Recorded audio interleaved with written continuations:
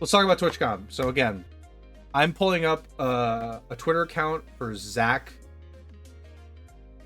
I want to say Busey, but it's probably something else. I think it's Busey, but I'm not sure. We're gonna go with Busey, and hopefully, if I'm corrected, let me know how to correct it. This is like the big source of Twitch knowledge that I know of. At least one of them. This is like any sort of news that I get from Twitch, I get from here. To be clear, all the Twitch related announcements from the keynotes are here. So what I'm gonna do is just start from the top and start scrolling, and you're gonna see them. So the headliner here, which I think got everybody's attention, was it was announced that creators can stream anywhere they want concurrently. So no more simulcasting rules limited to specifically mobile first platforms. There's a bit of a domino effect from this. They announced first that you couldn't simulcast if you were a Twitch affiliate and partner, or just even streaming on Twitch in general. I believe we can just say this right now. Ninja, being a big streamer who simulcasts now to everywhere, came out and said, I'm not so sure I want to continue to stream on Twitch if this rule is going to prohibit me streaming everywhere like I want to. Other streamers came out and said, this isn't right. It's not fair. Why are you limiting us like this? Like, simulcasting is a big potential for us to succeed as creators. Having this limitation is frustrating. So Twitch, using their big brain, I'm giving them a lot of credit there, by the way, decided to change that. However, let me jump to the simulcasting guidelines, and then I'll let you obviously give some thoughts, because you need to see this. Here are the guidelines. So you can simulcast anywhere now while streaming on Twitch. However, you ensure that the quality of Twitch users' experience is at a minimum no less than the experience of the other platform. So let's say on one platform like YouTube, you choose the highest quality experience possible. Let's pretend it's 4K. If you stream on Twitch, you can't have that, because Twitch more than likely doesn't allow the same level of quality. You have to have the same level of stream quality across the board, and Twitch has to be at whatever the highest is. Okay? So that's one. Okay? 2. You should not provide links or otherwise direct your community to leave Twitch for the other platform. So, for example, if I'm on my stream and I'm simulcasting, I can't say on the stream, as long as Twitch is one of them, go subscribe to my YouTube. Well, no, I can say that, but I can't tell them to go watch on YouTube. I can probably tell them to subscribe on YouTube, but I can't tell them, go watch my YouTube live stream, actually. Go watch my TikTok stream. Don't leave Twitch, go to the other one. You can't do that. I don't know how well that's actually going to be enforced in practice or any of these, but that's 2. 3, you do not use third-party services that combine activity from other platforms or services on your Twitch stream during your simulcast, such as merging chat or other features to ensure that the Twitch community is included in the entirety of the experience of your live stream. This one to me is a little confusing and interesting. Restream.io is one of the most popular sites to do simulcasting. I'm sure there's maybe a few more. You can have a combined chat. It's a Restream combined chat. It combines all your various simulcasted streams together. So if I have YouTube and Twitch, it'll combine those chats together. So does that mean that I can't use the Restream.io chat combining tool and put it on my Twitch stream? Like, specifically have it overlaid into my Twitch stream? Yeah, I think you could use it, but I think you can't put it on there to like overlay it onto the stream. Right. Okay. So now that clears it up for me. I think that's what it was too. That's my understanding, at least. I don't know how they could monitor use just like using it on the side, and like I don't think how they could monitor or enforce that. I don't know how they would. I don't know how they would deal with it. They'd have to get you'd have to get reported a bunch. Overall, I would say that these additional guidelines, even though I mentioned at the beginning it's kind of an interesting twist, I don't think any of these are necessarily like out of the question unreasonable. Actually, I mean they make sense from They make sense. Twitch's perspective. Right. It's like they basically want there to be at least equal opportunity for Twitch compared to the other ones. Like if you multi-stream or simulcast to Twitch and YouTube and Facebook, and then Twitch is like the lowest quality one, and then you're directing people to go on YouTube or whatever, then obviously, yeah, that's Twitch isn't gonna like that. That's not good for Twitch, and they don't want that. Like exactly. So I get it. From Twitch's perspective, I actually think all this is reasonable. From Twitch's perspective, for the creator, the chat one might be the most frustrating. Yeah, that one's a little. But again, I don't think it's unreasonable, and I think a streamer would say, okay, I just won't put chat on the screen. That's fine. That's totally fine. Other than that, those were the only additions. These, by the way, all these, they were not there initially. These got added after the announcement. So when it was first announced and I checked, these weren't here. It was just like, stay tuned, more info's coming. These got added afterwards. So I don't think they were necessarily said in the keynote, but they were added here. So just keep that in mind. I think the first one, I don't know if it's that sketchy, to me at least. Like, I think some of these obviously are vague, which I hate when people do that. I hate when it's like this vague, but I think all these from Twitch's perspective are reasonable. From Twitch's perspective. For a live streamer, I know that Twitch's general stream quality can be the most poor compared to other sites like YouTube. YouTube, you can really crank up the dial, I'm pretty sure. So, okay. Let me keep going with some of the other ones. I'm going to skip this one, if you don't mind. It's just Twitch is adding a warning option for moderation. Allows creators or mods to send private warning in chat to someone. So you can like privately tell somebody to stop. I think it's great, but I want to skip it because I think there's some other stuff to touch on that's a little bit bigger and more relevant. It's a good mod. It's a good mod feature. Yeah, it's a good mod feature. Fine. Twitch is adding doxing and swatting to their off-service misconduct policy. I'm surprised this wasn't on there already. How was that not on there already? Yeah, how was that not on there like immediately after this started happening? Like, swatting for both of those. Yeah. Are like, swatting is straight up illegal. Like, you cannot call the police. It is illegal to like notify the police of like an emergency, and there not to be like any crime or any emergency happening. Like, that is literally illegal. Yeah. Like, if the police like track whatever like IP address or like phone you're using to contact the police, and do that, like that is a crime. Like, you will be arrested for doing that. Like, you're wasting the police's time, right? Like, that is a crime. Like that. So that's why I was surprised. I was like, doxing, okay, fine, but like swatting is just we know this is just a crime. That was like, I don't feel like, well, maybe you just don't hear about it anymore, but I feel like swatting was a big thing, like, I don't know, 3, 4, 5 years ago or something. I don't know how this wasn't like... It happens still. It does happen. It's just, I think it just happens less and more targeted. But I've seen it still happening in various communities. Doxing as well. I don't know why they didn't have this on there to begin with. Like, doxing obviously is a really big one within just the general live streaming community, along with swatting, obviously. I'm surprised that wasn't on there already. So that, like, obviously it's good, but I'm saying, like, why wasn't this there? Yeah, it's good that they added it, but it feels like they're like 5 years too late. Exactly. Both I of don't these. Don't it's get like that.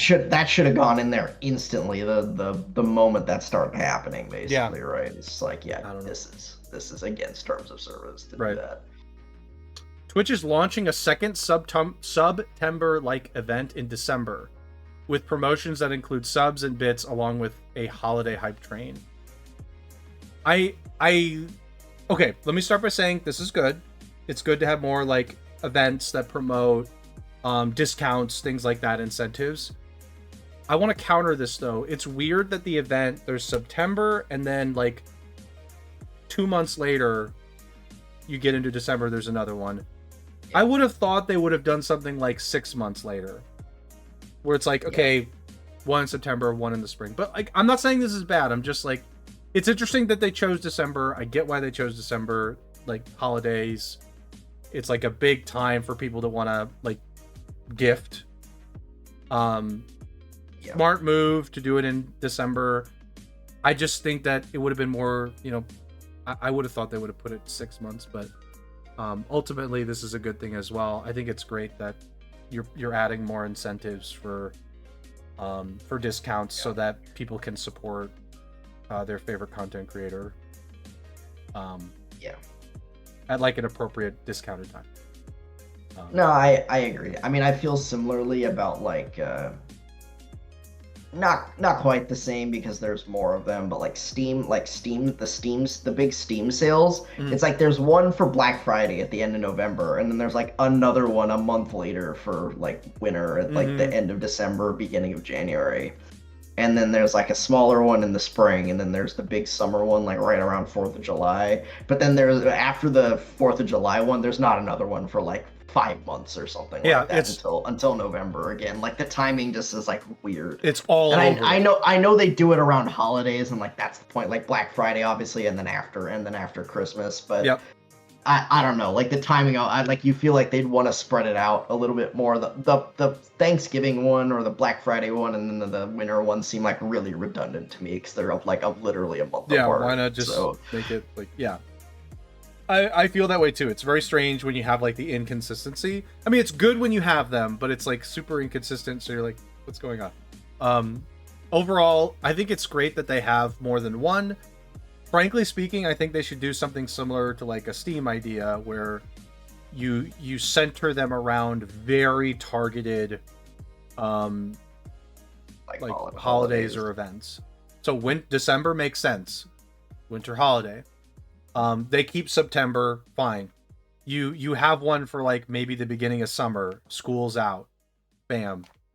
You could do that in June or something, or end of May or early June, maybe something like that. Yeah. Anyway, ultimately, I think it's great that they have more. I feel like they could do like, I mean, two of them is good, but I feel like they could do like 4 of these a year or something, like every 3 months or something. Once like a quarter, right? kind of idea. Kind of like just once a quarter, you throw like. It doesn't have to be a whole month too. You could make it like a week or two. Like a week or two, yeah. It's like 2-week event, whatever. Let me see how much. Okay. Okay, this is actually an interesting one.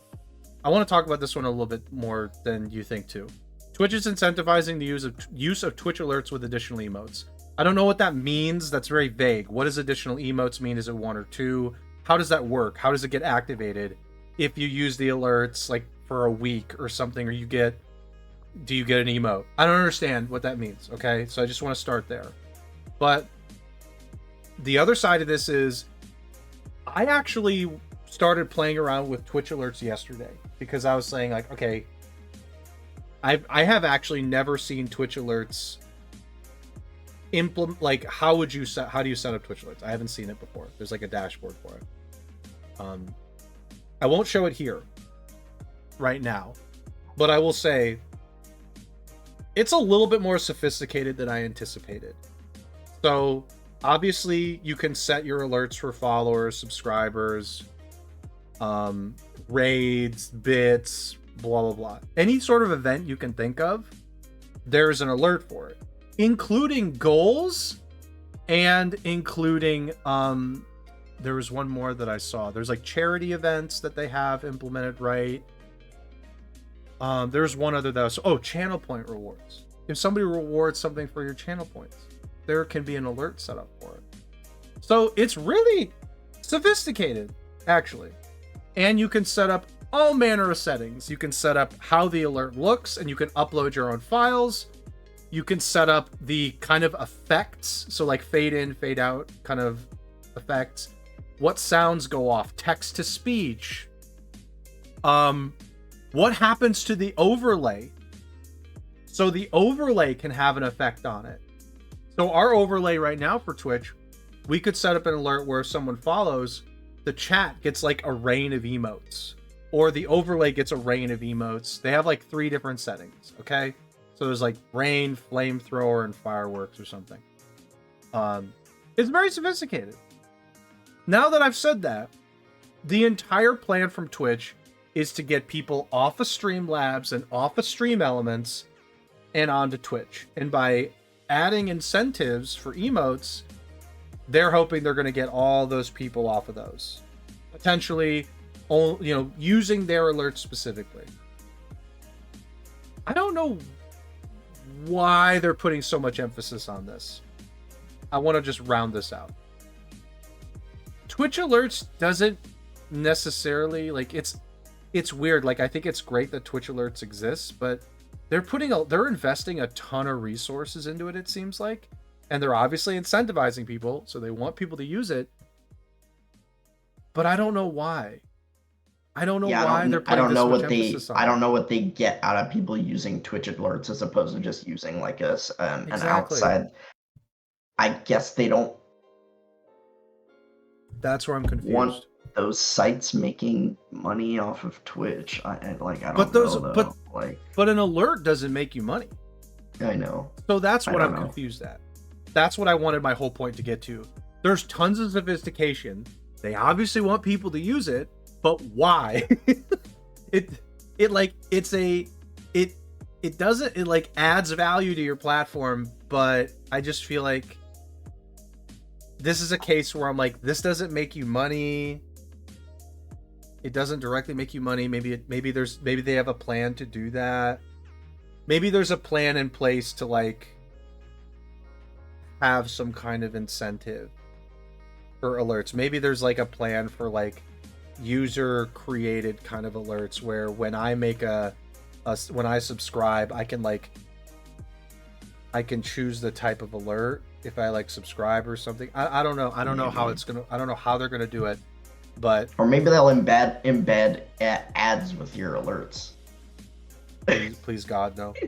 There's a universe where it could make sense to do something like, for example, Twitch doesn't have their own donating system, like direct donating system implemented. They have like Hype Chat, which sucks. But I could see a case where like if I subscribe, maybe like the user can choose the type of alert if the browser source is enabled from the streamer. So they can like kind of choose some specific settings. There's like a user choice involved. But that would only work if the user was willing to give more money or something. Like they could pay an extra like 50 cents or something. I don't know. That's the only way I could see like this generating actual money, and why you would put so much incentive into it. But it's sophisticated. The Twitch alerts, I mean, I'm surprised. I thought it was going to be really limiting. It's not. It's surprisingly got some stuff. Yeah, I was like kind of shocked. I was like, wow, this is actually pretty nice. Man, I can't believe they put this much invested resources into it. So that's Twitch alerts. You're going to get additional emotes for using it. Who knows what that means and how it works. Twitch is doubling the number of animated emotes for partners and affiliates.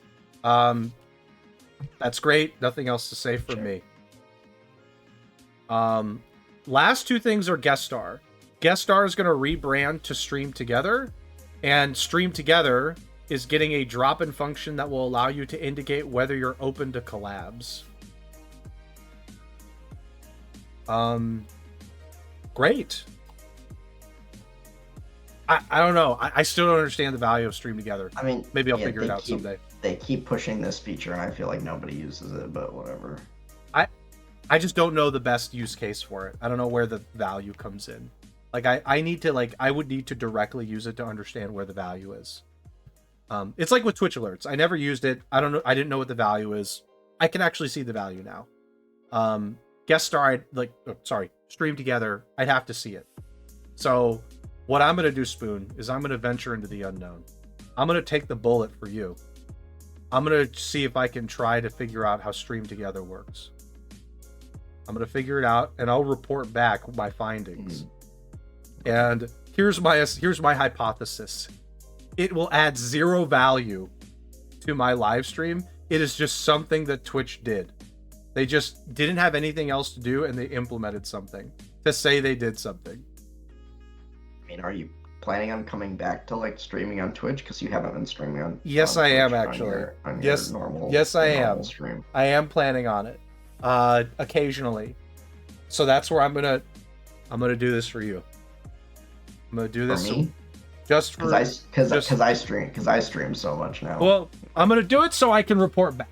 So I can report back here and say like, okay, I figured it out. Here's why Stream Together is the best thing that Twitch has ever had. But my hypothesis is it's completely worthless. It's just to justify having software engineers at the company. Yeah. That's my hypothesis, is it's going to be completely worthless. For me. For other people, who knows? That was all the Twitch updates I got. So I saw one other one this morning. I don't have a... Well, I saw it on Twitter. I could probably look up the post, but apparently Twitch is cracking down on embedded autoplay. Yes. Embedded autoplay. Yes. Which I've heard some people complain about. A very particular streamer and website known as Fextra Life. Yeah. Which is they're like streamer, YouTuber, and then they make like kind of crappy like wiki guides for every new game that comes out, and they embed their Twitch stream on like every single page on their like wiki guides. And yeah, I watched like a Moist critical video on them like a little while ago, and basically when you look at the numbers, when they're offline, they have like when they're streaming, they have like when they're streaming a new game, they're usually near the top of the list. They have like 20k, 30k viewers or something like that. But when you look at their but their chat is also like really dead, so it doesn't really make sense. But when you look, and when people looked at their offline numbers, like the vast majority of their like viewers were like not quite view botters, but like basically view botters because of their embedded streams on their website. So yeah, somebody found a cheat code to inflate their numbers and get sponsors potentially interested, which is what you're trying to do. The only reason you would inflate your numbers like that, frankly speaking, would be obviously to get pushed higher to the top of the list for Twitch. So that's one.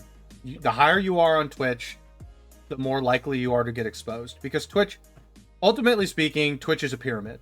Like let's just stop right here. Yeah. Twitch is a pyramid. The higher you are, the bigger you're going to get. You're going to grow and grow and grow. And if you're down lower on the pyramid, it is like so much harder to get any sort of exposure at all, unless you got a great stream quality going to bump you up to get people interested, or you've already got some kind of notoriety, some kind of fame to push you up. This person figured out that if they embed their Twitch stream into all their stuff and people start looking at their website, they count as a viewer. So it goes like this. First off, I just want to say that's pretty smart. Now that I've said it's pretty smart, it's also scummy, because it hurts everybody else. It's artificial inflation. It can hurt other people. And I know that there's tons of crackdown on this now from Twitch. This started like about a month or two ago. There have been streamers that have been like, you gotta crack down on this. Because what's going to happen is people are going to copy it. They're going to see it's going to work. Everybody's going to copy it, because I'm just going to say it with absolutely no shame or anything like that. Twitch streamers are copycats. They're all copying each other because it's a successful method to get you to be bumped up, to get you success. You copy each other.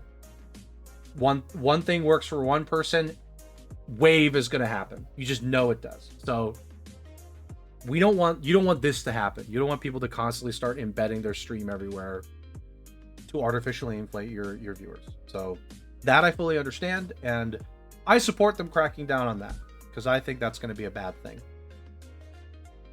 Yep, I agree. when you have viewers in your stream, they should actually be viewing your stream, not looking at an external website or something. They should be right? Like, at least semi-engaged, as in even if they're lurking, they're at least present, so to speak. You know what I mean? This is just like, it's like I'm out of the room. At least actively trying to view your stream, as opposed to like you're not looking to watch their stream. You're just looking for like information on a game on a separate website. You know, like I lurk most of the time, and I just like open up streams and I'll just have it on in the background and not really pay attention to it. But I have still actively like clicked like, okay, this is what I'm gonna put on in the background and whatever. Right. If I go to Fextra Life, Baldur's Gate 3. If you type in Baldur's Gate 3 wiki on Google, Fextra Life is the first site that comes up. That's crazy. That's crazy. And all that is because you figure out how search engines work. Yeah. You know how search engines work. Search engines work. I think I can just say it's very simple. The more people start clicking in, the more the Google's gonna go, hey, people like your stuff. Here you go. We're gonna keep you've got a relevant topic. People like it. We're gonna push it because it's all a pyramid.